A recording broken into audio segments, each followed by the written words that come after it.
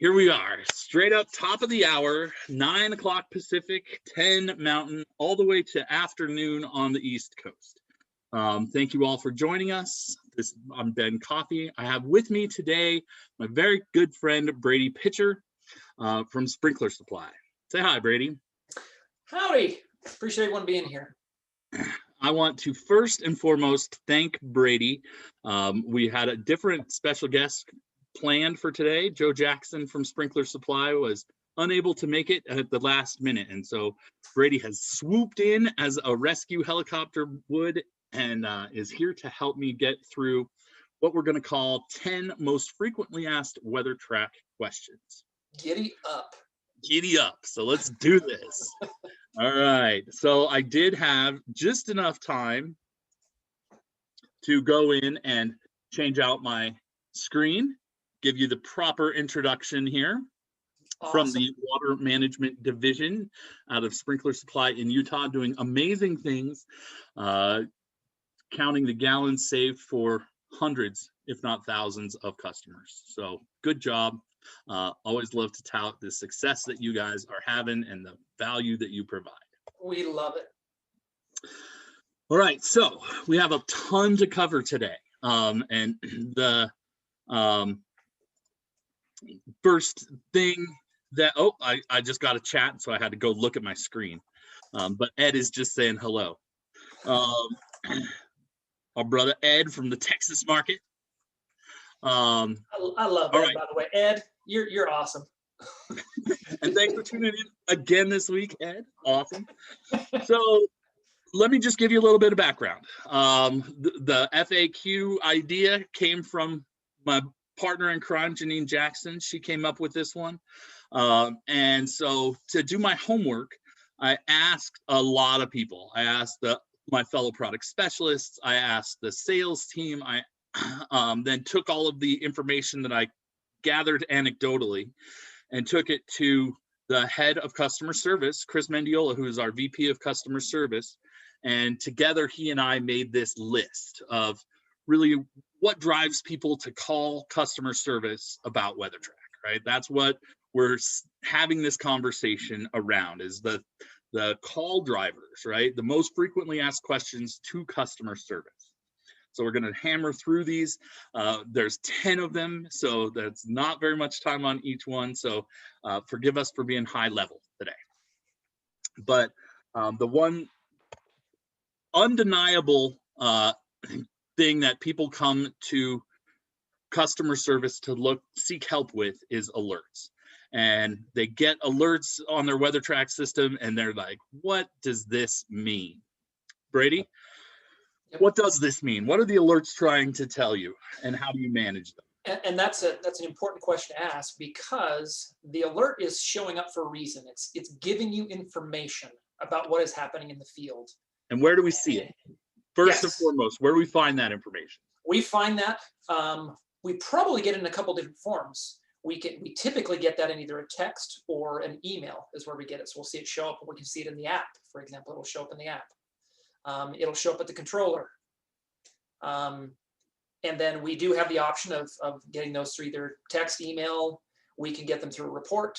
So there's multiple ways of getting it. But the important thing is, what is it trying to tell us is really the important question to ask and dig into it. So how do you deal with that then? So they're usually notifying you of something going wrong in the field.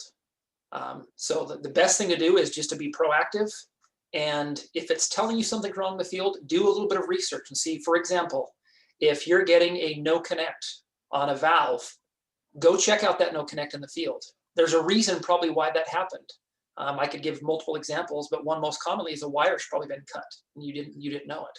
So the way that I say that is every individual alert has its own root cause and its own solution, and WeatherTRAK has 100 examples of what those different alerts are and what they mean, right? But usually they're an indication that some sort of action is required by the maintenance guys, right? So it's telling us here is maybe an issue, something that you should go look at.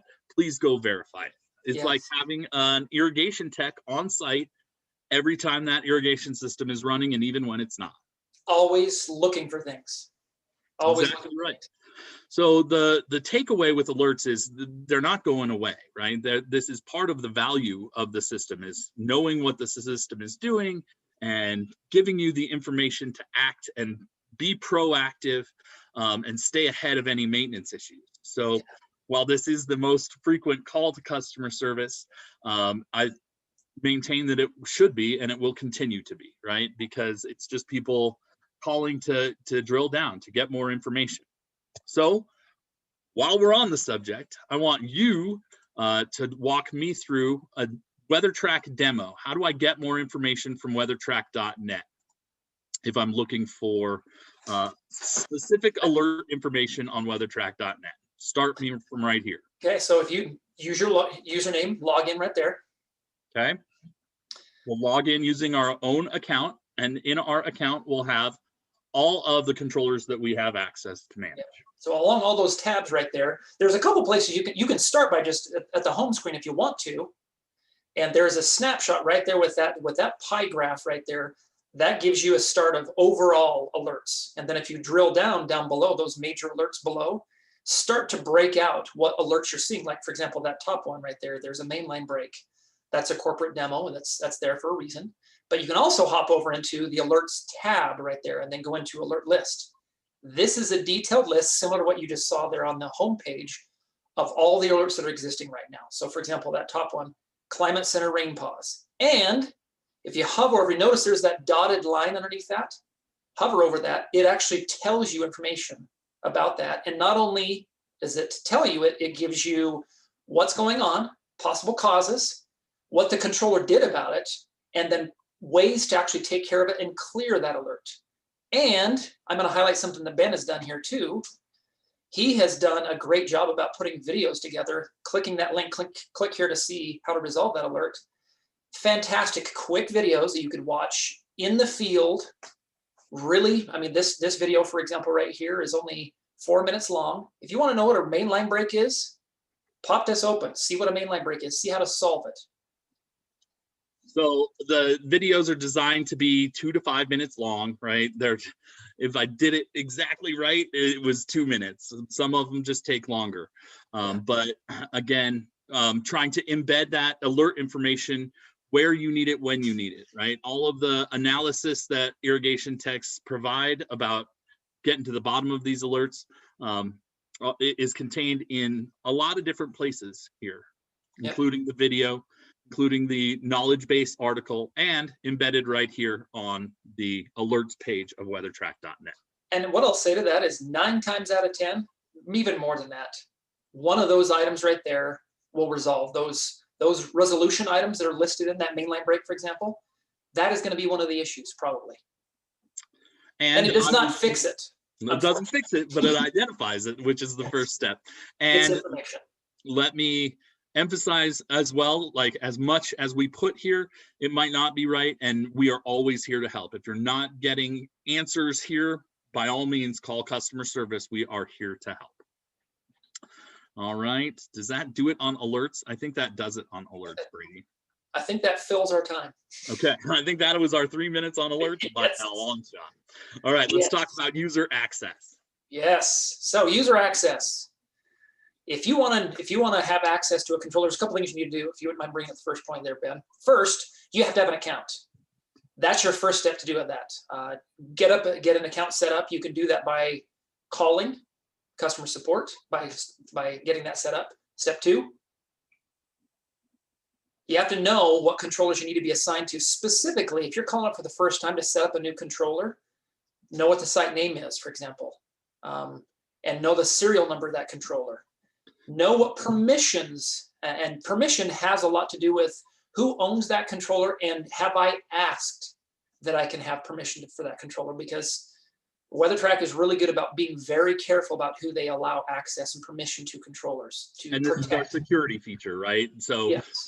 The controller owner has to sign off on anyone who would have rights to or authorized to view and to manage that controller. That's what we're talking about. Do you have the permission from the controller owner to have that controller added into your WeatherTRAK account? Yep. Once you do, call it in. Yeah. Call support. They'll help you with it. Call the 800 number, get them in business, and then log in. And something to highlight here too, you can log in 2 ways. The same login you use on weathertrak.net is used for your mobile. It's the same password, same username for both of those. So you're accessing the same account, right? You're pulling all of that information out of the cloud, either online or from your app. Yep. So it's the same account. And then last point is, if you want to know more how to have your own customized administration for your organization, go back to episode 3 of this, what we're doing right now. Episode 3 actually highlights how that all works. So for example, if you are part of a city and you want to manage all of your users on your account, you will have access and flexibility to add sites to a person, take them away, make regions, however you'd like to do that. And even if that's not your goal, that particular episode does a great job at defining what we mean by access and permissions, the different levels of permissions that are available, things like read-only accounts, things like mobile-only accounts. We break it down in a much greater detail on that episode. Perfect. Okay. So now, what the most common question when I put it out there to my people, the most common question, and when people were being snarky, is, how do I get more water out of the WeatherTRAK schedule, right? How do I, if I'm listening to that automated schedule and it's not doing what I want it to do, how do I take a corrective action? And I would agree that a lot of the questions that I get in supporting this product in the field is, I don't understand what this thing's doing. Why is it doing what it's doing? And if you understand just this basic, how WeatherTRAK treats each station, we call it the depletion method. And this slide right here kind of highlights the fact that, for example, weather data is received by the controller daily. And that controller makes decisions in behalf of every station daily. Knowing that we've entered important data by station, for example, what type of head? Go ahead. So the whole concept that you really need to key into if you want to understand how to manage the WeatherTRAK schedule is this idea of depletion. Yep. We talk about the glass of water underneath every station, what adds to the glass, what takes from the glass, and how do we manage an irrigation schedule to keep that glass where it needs to be, right? And so once you really drill into the details of that, it breaks down into 2 parts. We manage the weather part and the existing program of each individual station. Back to you, Brady. Sorry. Perfect. So this fits right in line with what I was saying there. WeatherTRAK's making individual decisions for every station. It's based upon these parameters right here. So not only is it receiving the weather data, but it's saying, okay, station 1, I know how hot it was according to those items, sprinkler type, soil type, and all those. You can do that on the web. Or you can also, a lot of you may not realize this, one of my favorite features of the mobile app is you can do a lot of this programming from the mobile app. At least check it, right? If you're not getting the results that you anticipate, look to see while you're standing there, do I have the right sprinkler type? Do I have the right plant type? You know? Whenever I see an issue on a station, the first question I ask is, are my station parameters correct? Go check it really quick, see if it is. Exactly right. And then, because that's so super high level, we're not really boiling down to any answers in this episode, but we have boiled down to answers on other episodes, right? There's a lot of science and a lot of math involved in that conversation. So if you want to check out and understand better how to manage that WeatherTRAK scheduling engine, we've got episode 5 where we talk about how many minutes the schedule creates.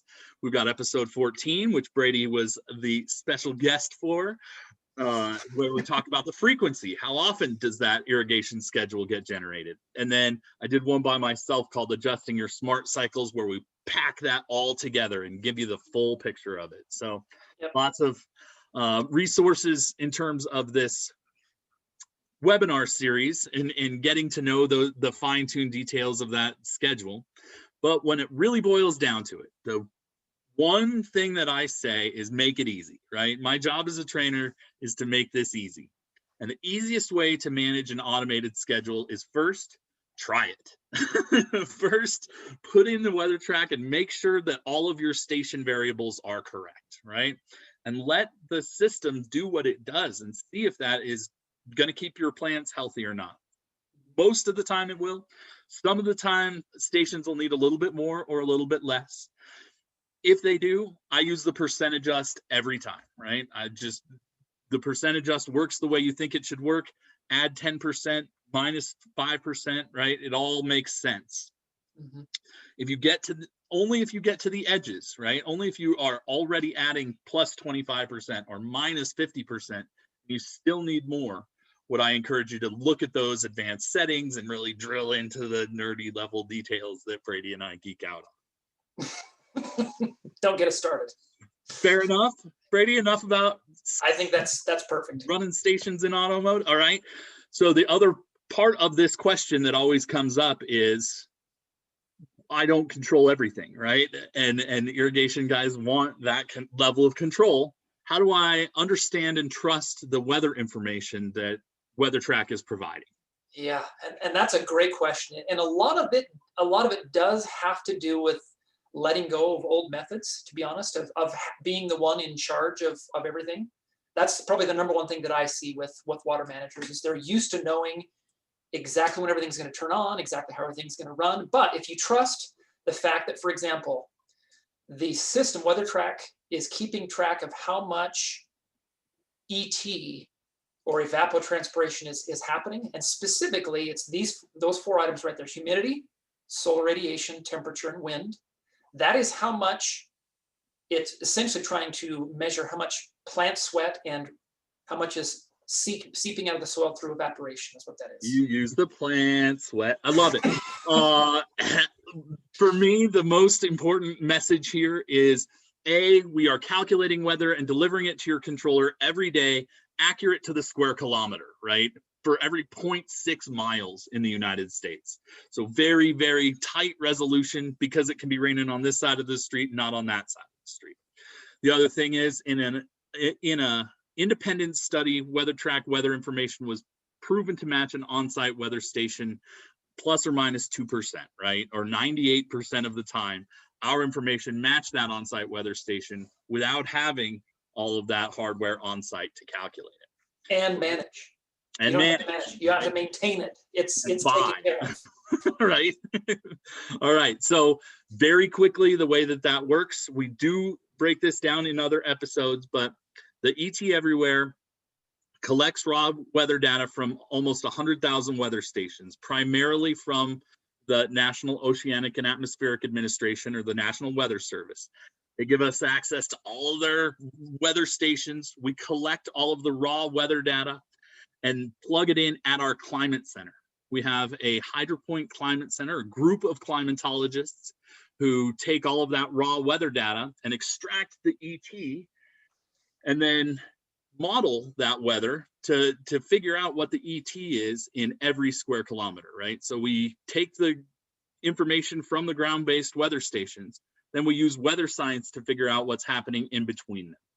And we do that, we figure out what's happening in each and every square kilometer, and then we deliver your controller the information for the square kilometer that it sits in. Mm-hmm. So that's kind of the nickel tour. Anything to add on how ET Everywhere works, Brady? No. I think that's perfect. Spot on. Okay, let's go. All right, now, once you are familiar with the automated by WeatherTRAK or the ET-based irrigation schedules, you know that I always say that those are the schedules designed to maintain already healthy landscapes or keep your green grass green. And sometimes you need to overwater, right? What happens? Why would you need to overwater, Brady? Well, a lot of what we don't necessarily see in Utah, but in other climates that are quite a bit warming, the first one you had mentioned there is overseeding. They add extra. I know that's extra seed to put down to make the grass look greener. I know in our area, it's establishment is what it is. So a contractor comes in and installs a brand new landscape existing controller, and they need to make sure that it stays moist and healthy. Specifically lawn is what it is. So new sod is probably the most common one that I see here. Right. And if you wanted to do that? Yep. Use or no ET. become familiar with it. It's another way of saying time-based mode, what you're used to with irrigation controllers.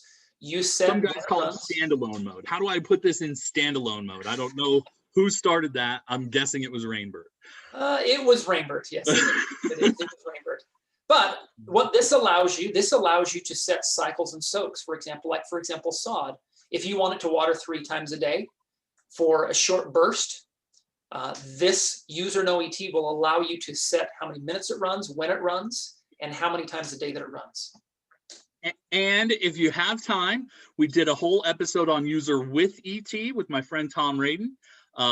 And if you have time to go check out episode 16, lots of great details around a user-defined schedule that still adjusts for the weather or the ET that's being delivered. Perfect. All right, next. Oh, I deal with this one.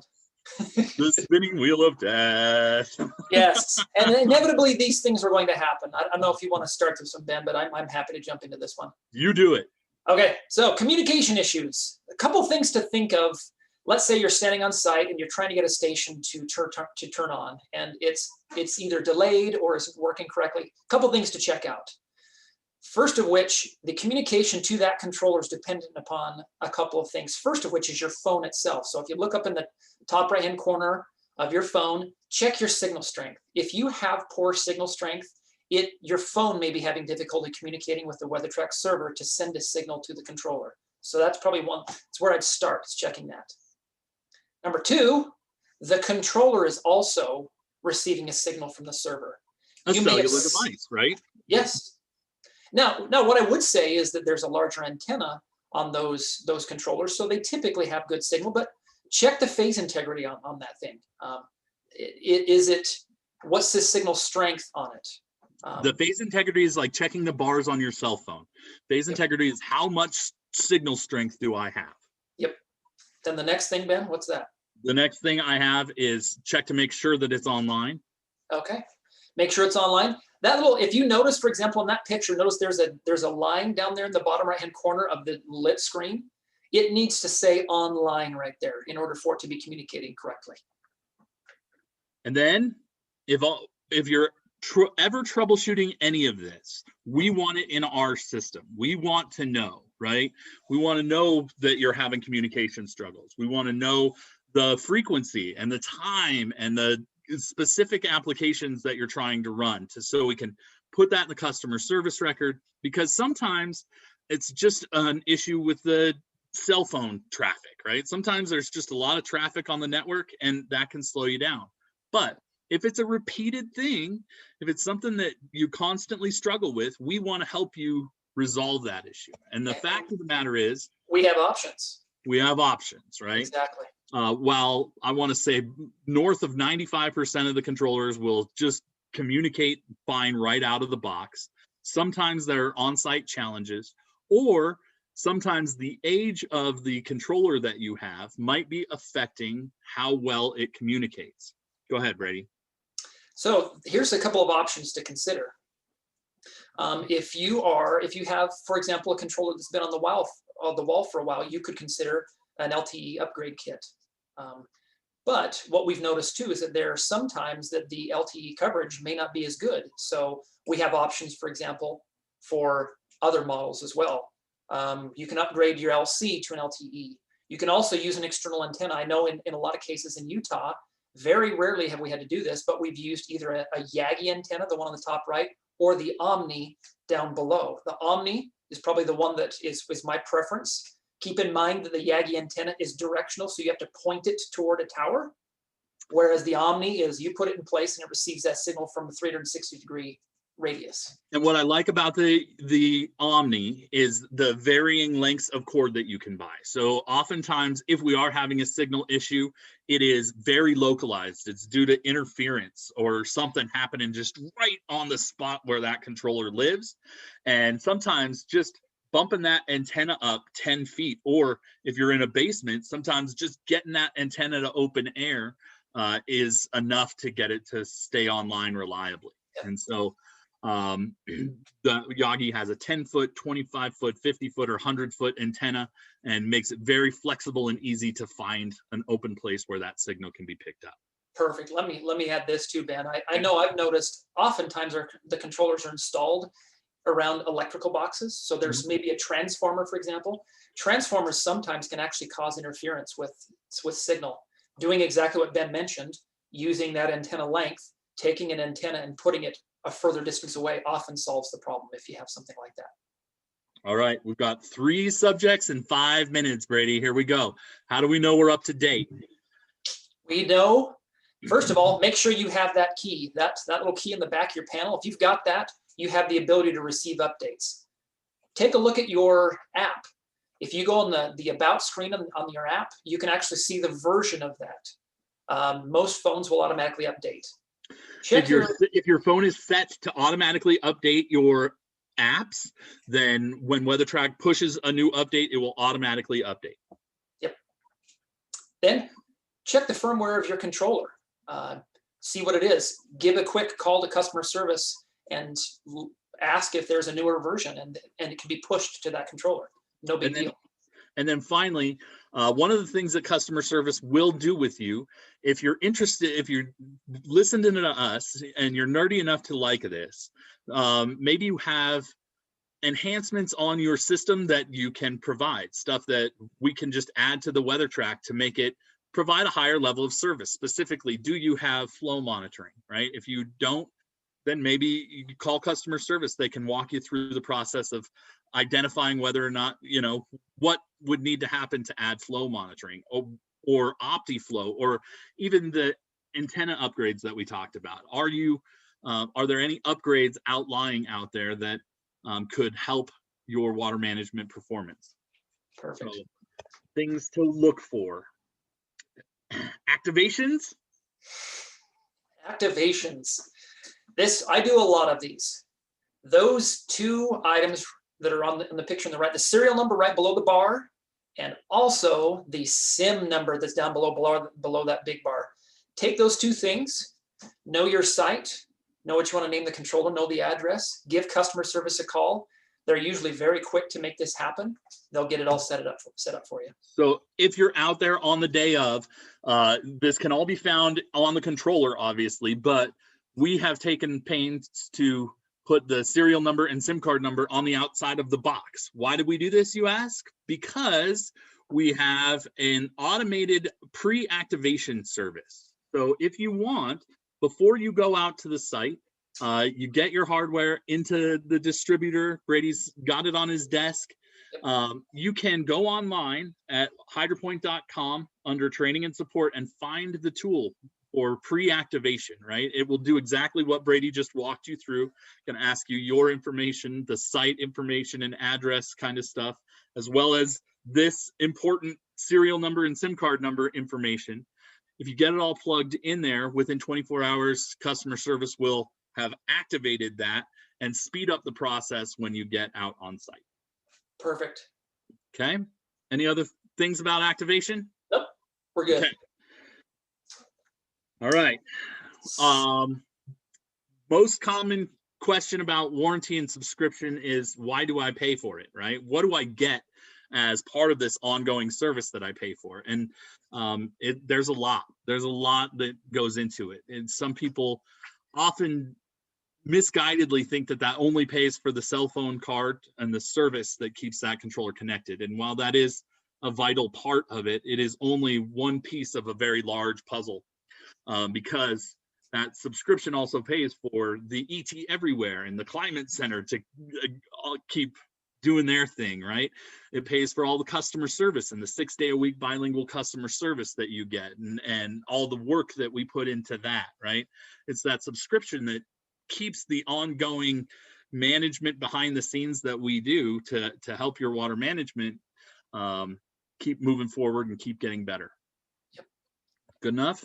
And let me add to that too. It also furthers the development of improvements of new features, firmware upgrades, things along those lines too. Absolutely. Stuff that the competitors would charge you for, we roll into the cost because we have this continued relationship, right? And that's the way we see it. We see that subscription as somebody voting whether or not they got the value out of WeatherTRAK every year. And we have a better than 90% subscription renewal rate. So people are seeing the value of what they get out of that subscription. We're not just a hardware business. We are definitely hardware, software, and support. Specifically, I didn't want to dodge the question, right? That first one was just softening the blow, but there is a subscription for every controller. And the more controller you have, the more subscription you pay. The LCs are standard $235 a year, all the way up to the most expensive iteration, which would be a 96 station OptiFlow controller, and that carries $470 a year. Anything else on subscription, Brady? And then warranty is different for every product that you buy, right? Our controllers have different warranties than our flow sensors do. So every individual product has its own warranty, and you want to be familiar with that. Protected against all manufacturing failure. And LCs carry 3 years, Pro 3s carry 5, and the XR is a very strong sales point at a 10-year warranty, protected through that warranty period from the date of installation out 10 years. And included in that is a worry-free wireless warranty, which basically means that if you purchase a controller and the communication changes or is upgraded, that in the price of the controller, WeatherTRAK is willing to, for example, upgrade you from a 4G to, for example, let's say 5G comes out and that's supported. WeatherTRAK will actually upgrade you within, how many years is it, Ben? It matches the hardware warranty, but perfect. Just like with the hardware warranty, you can buy more too. So if you're interested, you can extend those warranties. Yep. Okay.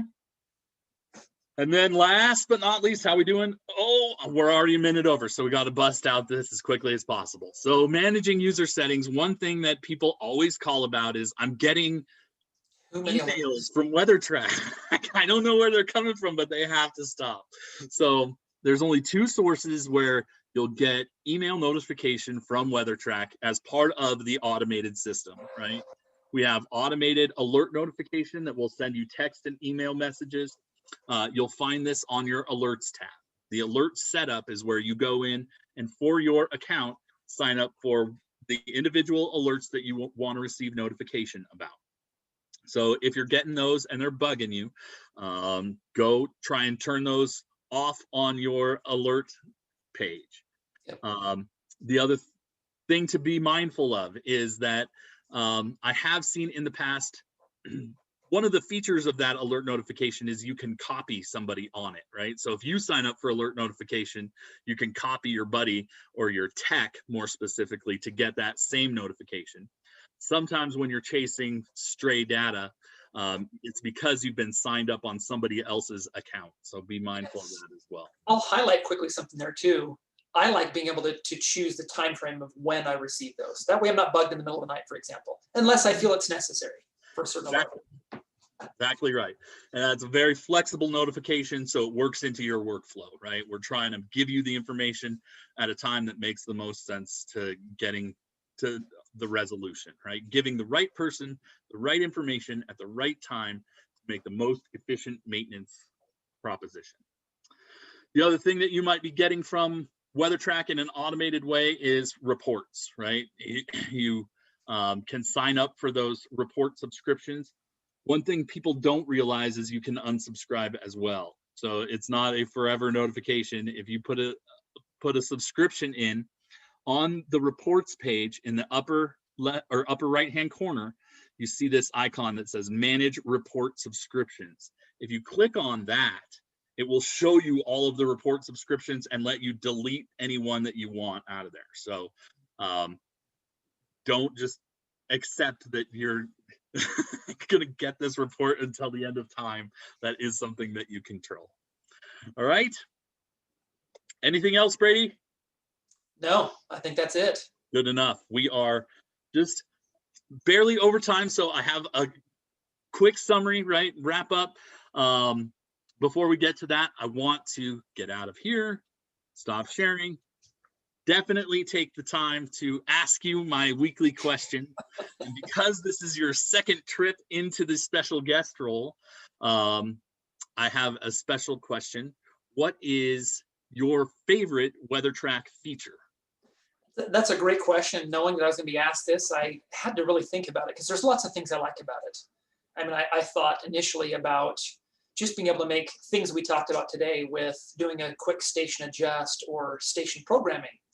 But really, probably the thing that gets me the most jazzed about the WeatherTRAK feature that I like the most, I absolutely love with this new app update, you can do the sitemap and asset location.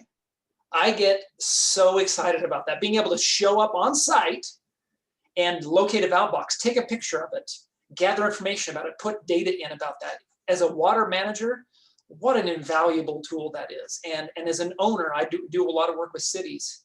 If they could have that for every park and just have that as-built done and ready for all their techs. Forever, right? Not just for one day or for one tech, but as a part of the automated system, right? I love that too. That's a great answer. Yep. Awesome. All right. So I got to go back to I got to give a plug for next week and then we'll be done.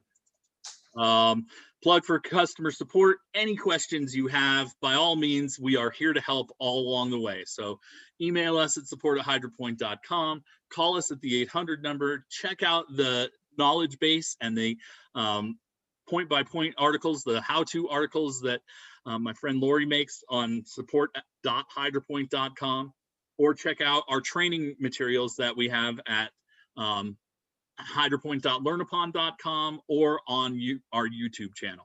I'm just about to put out another one on the YouTube channel, working on my 2-wire troubleshooting stuff for the H2. And next week, we will have another Colorado guy coming in, finally, from the city of Colorado Springs. I've been pestering Sean Riley, who's the parks manager over there, to come and join me in this. And he's going to talk about managing multiple sites, what it feels like to manage a huge portfolio, including huge parks and little pocket parks, and the variety of landscapes has a variety of challenges, and we're going to talk about how he keeps that all under control. All right, Brady, thank you. You're welcome. Always a pleasure, Ben. Always. I certainly appreciate it. I know that we had our work cut out for us and we are over time, but for you listeners, thanks for staying long. And until next week, I'm Ben Coffey, and I appreciate you tuning in. Brady, you want to take us out? Thank you all. We'll see you next time.